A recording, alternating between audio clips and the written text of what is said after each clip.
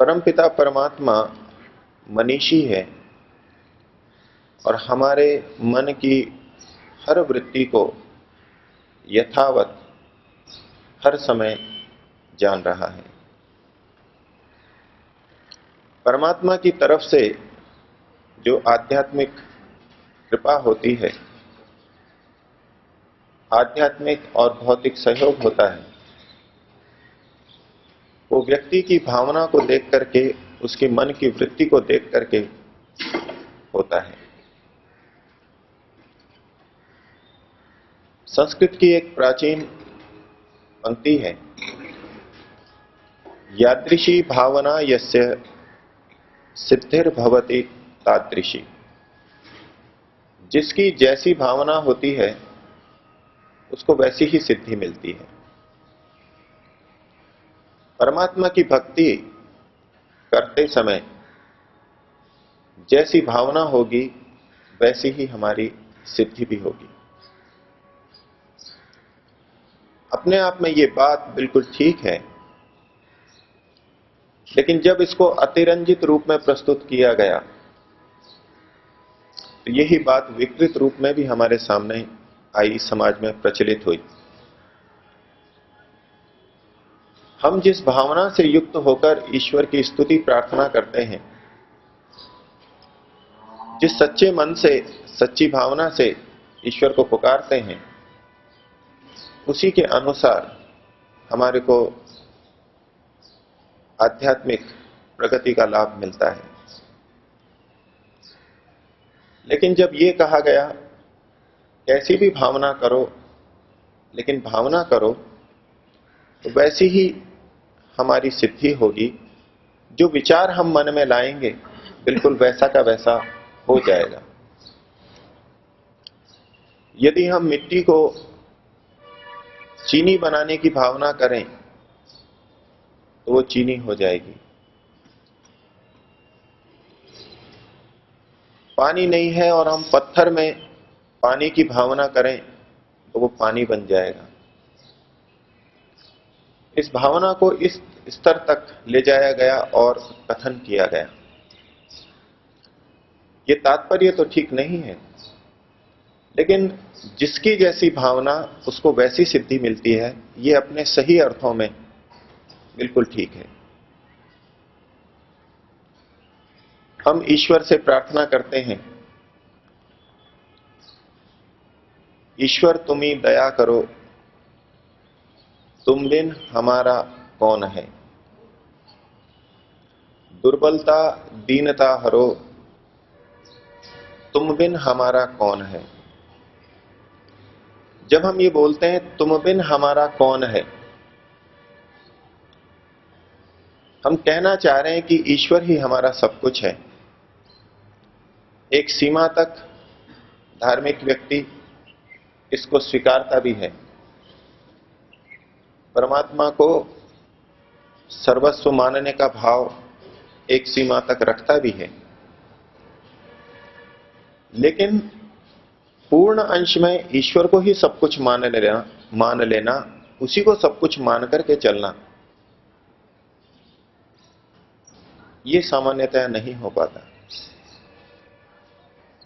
हम अपने व्यवहार को देखें, ईश्वर को सब कुछ मानने का क्या तात्पर्य है। ईश्वर सबसे बड़ा है, ईश्वर हमारा माता पिता, आचार्य, गुरु, न्यायाधीश, राजा, सब कुछ है। वाणी में हमने बोला, लोगों से भी बोला, लेकिन क्या वैसी भावना दिन के व्यवहार में हम कर पाते हैं कि जितना स्नेह हम अपने भाई से, माता पिता से करते हैं, जिनके अच्छे संबंध हैं उनकी बात कर रहा हूं, क्या उतना हम परमात्मा से स्नेह, लगाव अनुभव कर पाते हैं। जब व्यवहार होता है तो हम अपने परिवार वालों को अपना मानते हैं। और यदि हमारा भाई, माता पिता, बच्चे कुछ गलत भी करते हैं तो हम उनका समर्थन करते हैं। एक तरफ हम ईश्वर को सब कुछ मान रहे हैं, ईश्वर को गुरु आचार्य मान रहे हैं, ईश्वर को अपना सर्वरक्षक, सबसे बड़ा हितैषी मान रहे हैं, तो उसके द्वारा कही हुई बात, प्रभु के द्वारा दिए गए निर्देश, वो भी हमारे लिए सर्वप्रमुख होने चाहिए। महर्षि दयानंद ने भक्ति की एक व्याख्या यही की, भक्ति अर्थात उसी की आज्ञा पालन में नित्य तत्पर रहें।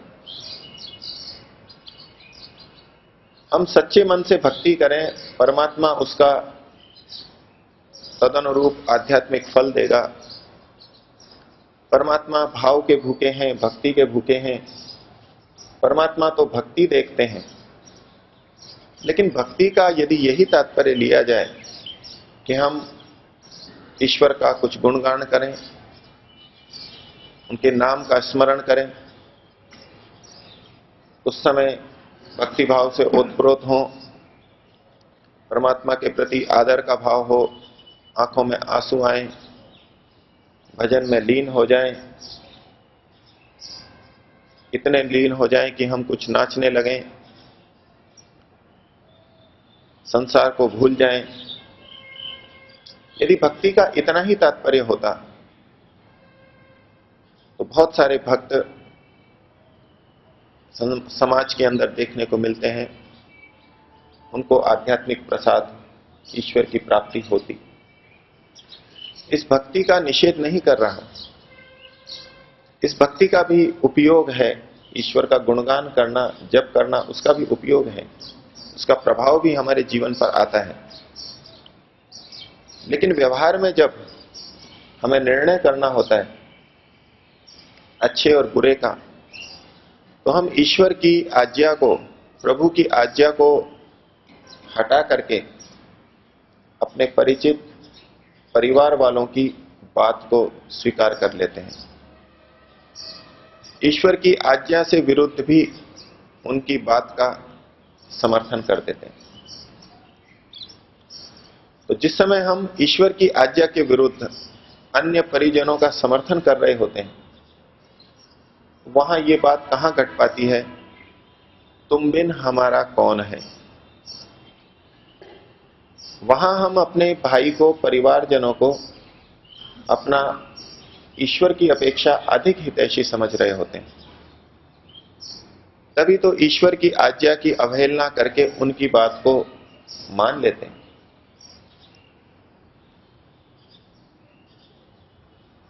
तो जब हम ये कहते हैं ईश्वर तुम ही दया करो, तुम बिन हमारा कौन है, हम आंखें भी बंद करते हैं, ईश्वर का स्मरण भी करते हैं, लेकिन ईश्वर मनीषी है, वो हमारी मन की वृत्तियों को भी भली प्रकार जानता है। जिस समय हम आंख बंद करके भक्ति कर रहे हों, प्रार्थना कर रहे हों, उसी समय की नहीं, संपूर्ण दिन की वृत्तियों को वो जानता है और उसी के अनुसार वो हमें अपना आध्यात्मिक सहयोग प्रदान करता है। तेरे दर को छोड़ के किस दर जाऊं मैं, सुनता मेरी कौन है, किसे सुनाऊं मैं। पूर्ण समर्पण की बात है। तेरे दर को छोड़ के किस दर जाऊं मैं।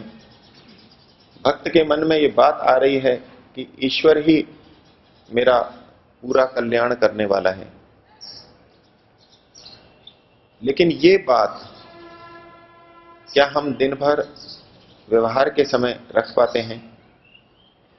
ईश्वर मनीषी है, वो हमारे संपूर्ण दिन के व्यवहारों को, मनोवृत्तियों को सतत जान रहा है। हम विविध धार्मिक क्रियाओं को करते हैं, अंदर का भाव क्या है, अंदर की वृत्ति क्या है, ईश्वर उसी को देखता है। ईश्वर प्रणिधान की बड़ी महिमा शास्त्र में बताई कि ईश्वर प्रणिधान से समाधि की प्राप्ति होती है, ईश्वर की प्राप्ति होती है।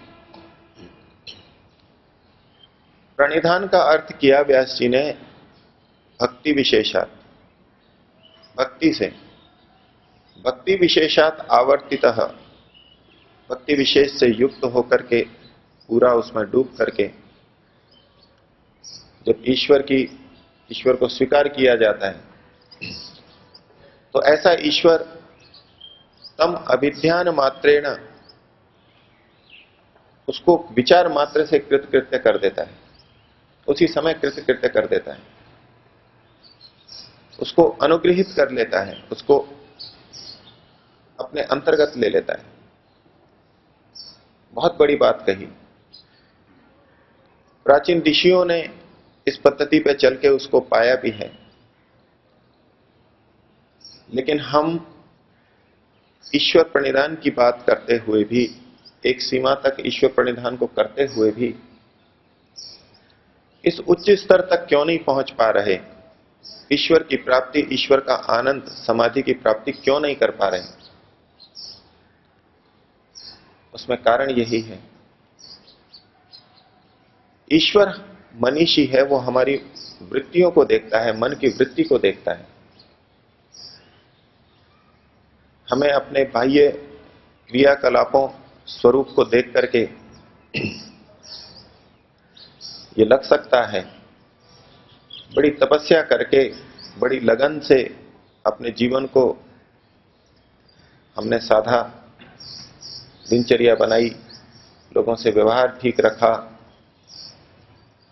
बहुत प्रयत्न किया, और जितना प्रयत्न किया वो अपनी जगह पर लाभदायक है, लेकिन इतने प्रयत्न को करके, कष्ट को सह करके हम ये आशा मन में बांध लेते हैं, पाल लेते हैं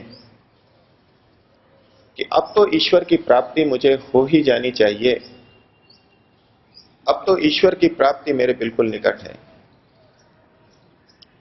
ये जो आंतरिक वृत्तियों की बात है, उसको थोड़ा भूल करके हम बाह्य बातों के ऊपर टिक जाते हैं।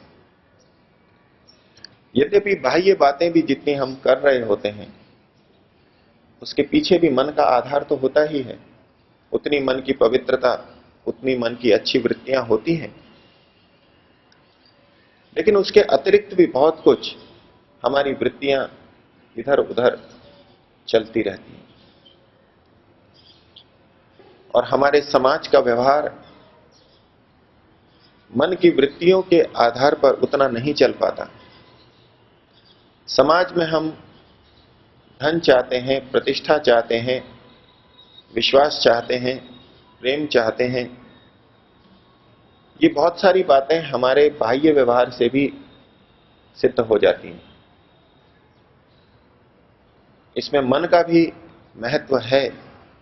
मन की वृत्तियां, मनोभाव अच्छे हैं तो ये कार्य भी अच्छे होते हैं। और जब हमें समाज से अच्छी प्रतिक्रिया मिल जाती है, धन संपत्ति, सहयोग, परिजन, मित्र, बंधु, शिष्य, गुरुजन, ये हमको अच्छे मिल जाते हैं, एक सीमा तक हमारा व्यवहार ठीक रहता है और ये सब हमको अच्छे मिल जाते हैं, तो इतना सब होकर के हम संतुष्ट हो जाएं कि इतने लोग मेरे को सहयोग करते हैं, इतने लोग मेरे से सद्भावना रखते हैं, तो मैं अच्छा व्यक्ति हूं। अच्छे हैं, लेकिन जिस मनोकामना को लेकर हम चल रहे हैं, ईश्वर की प्राप्ति की बात कर रहे हैं, मुक्ति प्राप्ति की बात कर रहे हैं, उस स्तर तक पहुंचने के लिए यह पर्याप्त नहीं। चाहे एक लौकिक व्यक्ति, गृहस्थी व्यक्ति हो, चाहे कोई साधु संत हो, सन्यासी हो, महात्मा सन्यासी भी सोच सकते हैं कि मेरे पास बहुत व्यक्ति आते हैं, मेरी बात को बड़े आदर से सुनते हैं, आचरण भी करते हैं, सम्मान भी करते हैं, धन भी देते हैं, दान देते हैं, तो बिना मन की पवित्रता के, बिना अच्छे व्यवहार के ये सब कैसे हो सकता है? मैं एक ऊंचे स्तर पर पहुंच गया हूं और इसलिए ये सारा का सारा ठीक चल रहा है, ये विचार आ सकता है और ये विचार रहता है। सामाजिक व्यवहार के लिए इतना पर्याप्त हो सकता है, और सामान्य व्यक्ति तो हमारे मन के सब विचारों को नहीं जान सकता। हम नाटक भी कर सकते हैं, बाहर का व्यवहार हमारा इतना कुशल हो, वाणी को हम इतना नियंत्रित रख लें कि सामने वाला हमारे मनोभावों को ठीक जान ही ना पाए। सामने वाले की अपनी क्षमता, योग्यता है, एक सीमा है, और वो हमें समर्पित हो जाए, हमारी बात को मानने लगे, हमारा अनुसरण करे, हमारा सहयोग दे, ये हो सकता है। और इसके आधार पर हम अपने आप से संतुष्ट हो सकते हैं। लेकिन परमात्मा को यदि पाना है तो समाज के पैमानों को हटा करके हमें ईश्वर का पैमाना देखना होगा। ईश्वर हमारे को क्या सोचता है, ईश्वर की दृष्टि में हम क्या हैं। समाज की दृष्टि में हम धार्मिक, योगी, सन्यासी, साधक, ईश्वर को प्राप्त किया हुआ व्यक्ति मान सकते हैं। कितने व्यक्ति हैं जो दूसरों को मान लेते हैं इन्होंने ईश्वर की प्राप्ति कर रखी है, जबकि वो व्यक्ति स्वयं मानता है कि मुझे ईश्वर की प्राप्ति नहीं हुई है। लेकिन दूसरा सामने वाला कह रहा है कि नहीं, आप तो मुझे ऐसे प्रतीत होते हैं कि आपको ईश्वर की प्राप्ति हो गई है। ये जनता है, भक्ति से सोच लेती है, श्रद्धा से सोच लेती है, गलत निर्णय निकाल लेती है।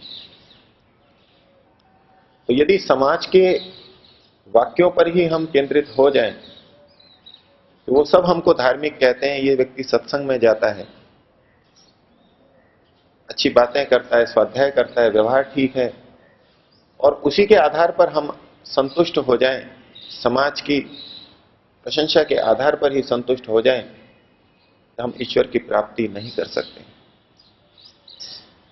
अध्यात्म में गंभीर प्रगति के लिए तो हमें ईश्वर को मनीषी मान करके और ईश्वर की ही कसौटी पे अपने को कस करके सतत चलना होगा।